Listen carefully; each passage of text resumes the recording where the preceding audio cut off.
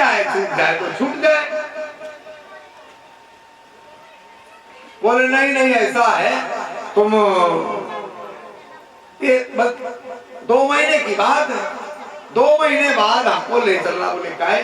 बोले चैत बैसाख में सब जो है अनाज आ जाएगा, तो जितना उधार खाता है वो हम सब ले ले। नारद जी ने कहा ठीक है। बोले याद रखना 2 महीने बाद हम आएंगे। बोले बिल्कुल आए। अब हुआ क्या, चैत नवरात्रि में पानी बरस गया और बैसाख में भी बरस गया। जैसे ही बैसाख आया, गेहूं कटने को हुए, तो अब लोगों ने कहा बहुत बड़ा नुकसान हो गया। तो सेठ जी को नींद नहीं पड़ी कि हमारा लाखों का उधार पड़ा हुआ है, अब क्या करें। तो रात दिन सोचते सोचते सोचते सोचते प्राणांत हो गया। और भैया जो भी चिंतन करके मनुष्य मरता है कि ये पानी ने सब बिगाड़ो, पानी ने बिगाड़ो। तो बोले अब पानी को देखते हैं। तो उनके खेत में जो कुआं लगा था, नलकूप, उसमें जा करके और उन्होंने काटना शुरू कर दिया। उसका जो वासर था, पानी मशीन चलती तो वासर से पानी खींचता है। अब वो मशीन भी खराब हो गई। अब वहीं पर अब इनको भी लग भाई पानी का जब स्रोत नहीं, वहां से चलाया गया। बोले अब मिस्त्री नहीं है, तो बोले कोई बात नहीं, पानी जरूरत नहीं, फसल जैसी है, चलो ठीक है। जब फसल कट गई तो नारद जी तो वचन के पक्के हैं, तो व्यास जी से बता रहे हैं कि मैं 2 महीने बाद गया। सेठ जी के दरवाजे पहुंचा तो उनके बच्चे बैठे थे, दुकान चला रहे थे। आओ, बोले आओ महाराज बाबा जी, आप 2 महीने बाद आए और पिताजी आपके बड़े अच्छे मित्र थे, आप मिलने भी आए थे। नारद जी थोड़ा मुंह के साफ, उन्होंने कहा हाँ हाँ, तो क्या हुआ, मर गए क्या? बोले हाँ, मर इसलिए गए कि उनको चिंता लगी थी, पानी बरस गया, फसल खराब हो गई, तो वो मर गए। तो बोले उनको कहाँ स्थान दिया है? बोले वहीं खेतों में दे दिया है, ट्यूबवेल के पास। तो बोले हम उनसे मिले आए। जाकर के नारद जी पहुंच गए, खेतों में आवाज लगाई, लेकिन वो मुर्द घटा से उनको एक जीवन मिल गया। तो मेढक बन के नीचे कुआं में उन्होंने बुलाया, सेठ जी। तो नीचे से आवाज आई, टर, क्या है भाई? अब नारद जी सबकी भाषा जानते हैं। बोले चलो, बोले हम इस पानी से देखते ही पानी कैसे हमारे खेतों में आ जाएगा। अरे बोले तो नीचे वाले पानी की जरूरत पड़ेगी, ऊपर वाला पानी बरस गया तो ऊपर वाले से कहो। बोले ऊपर वाले तो बाद में निपटे, पहले नीचे वालों नया होंगे। बोले काहे? बोले वासर हमने सब काट दो। तो बोले लड़का तुम्हें कुछ नहीं आए यही नहीं माने भाई। बोले अब 2 महीना बाद हुई। 2 महीने बाद आने की बात हुई, तो 2 महीने बाद जब आएंगे तो फिर नारद जी का आगमन हुआ। और जब आगमन हुआ तो अब ना खेत में मिले और ना कुएं में मिले। नारद जी तो ढूंढ रहे हैं। 2 महीने बाद आए, फिर 2 महीने बाद आए। अब की उनका जन्म हो गया था श्वान योनि में। श्वान योनि में माने कुत्ता बना दिए गए थे। तो वो अपने घर में दरवाजे बैठे रहते थे, दरवाजे बैठे।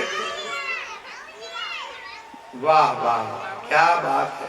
कचर पचर की मई, कचर पचर की। ये बैठे हैं लेकिन बच्चों को नहीं साल सकते। काहे बुरो मान जे फलानी लड़का को तुमने कैसी डांट दो है? ये बच्चों को सबको पीछे कर दो एक बार। बहुत दूर तक आवाज जा रही, वीडियो कैमरा भी चल रहे हैं। कहेंगे कथा में बच्चों को डांटते रहते।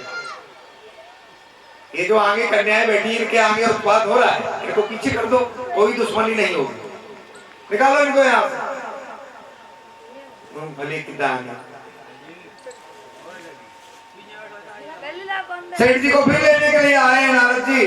तो वो कुत्ता बने बैठे। जैसे नारद जी आगे बढ़े तो भाव भाव कैसे आए कैसे आए। अरे बोले सेठ जी ये क्या हुआ। अरे बोले हुआ क्या, जो हम ब्याज दर ब्याज लेकर के रख गए थे, ये हमारी बहुएं बड़ा दान करती। तो बोले फिर, बोले अब 2 महीने बाद आना। बोले काहे। बोले अषाढ़ सावन में बहुत भागवतें होती है, संत लोग आते हैं, हमारी बहुएं बहुत दान कर देंगे। तो भैया अनेक योनियों में भटकना पड़ेगा। ये काया कुटी तो खाली करनी पड़ेगी। कर्मों के आधार पर आपको वस्त्र मिलते रहेंगे। इन वस्त्रों का आप सदुपयोग कर लो या दुरुपयोग कर लो।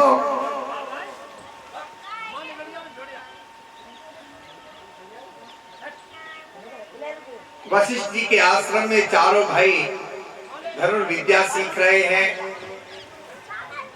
वेदों की शिक्षा, शास्त्रों की शिक्षा, पुराणों की शिक्षा सीख रहे हैं।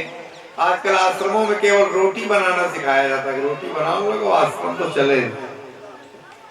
लाला रोटी बना, पर रोटी बनाओ और क्या मंदिर में। मंदिर में तो और तो आनंद ही आनंद है।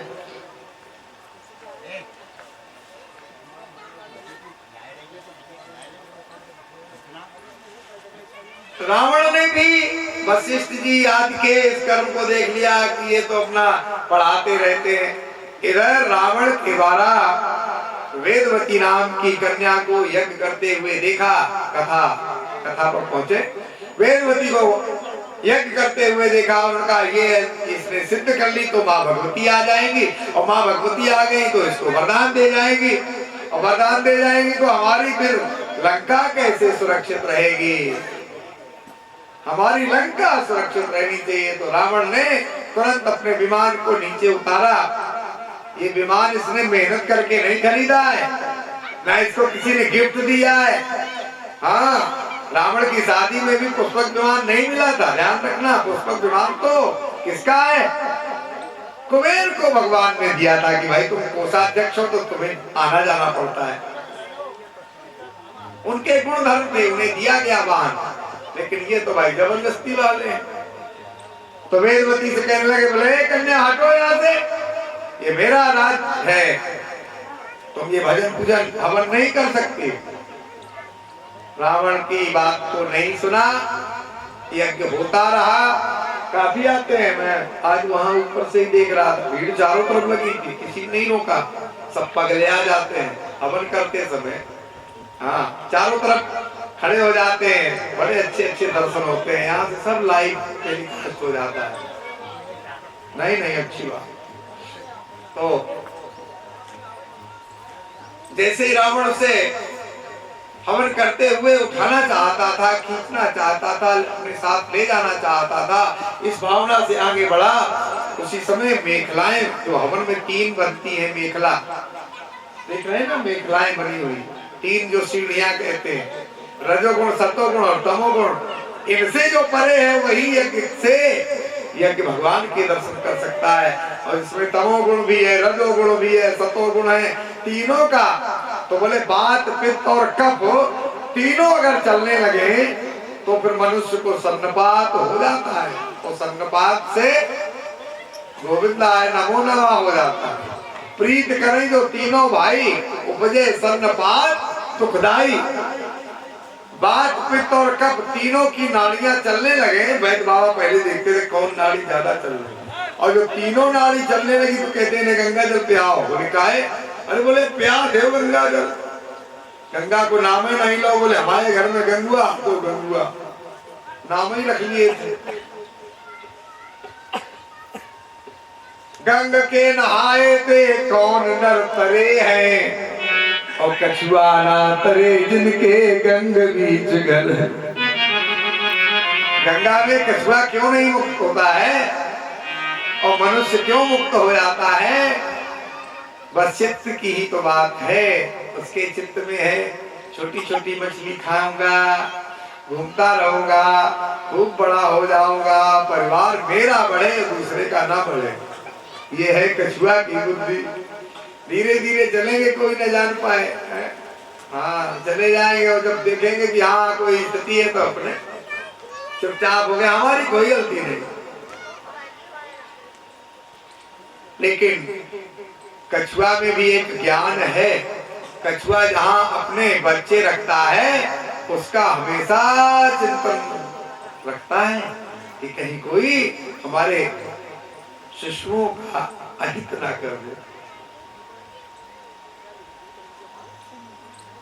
3 मेखलाओं में ऋग्वेद, यजुर्वेद और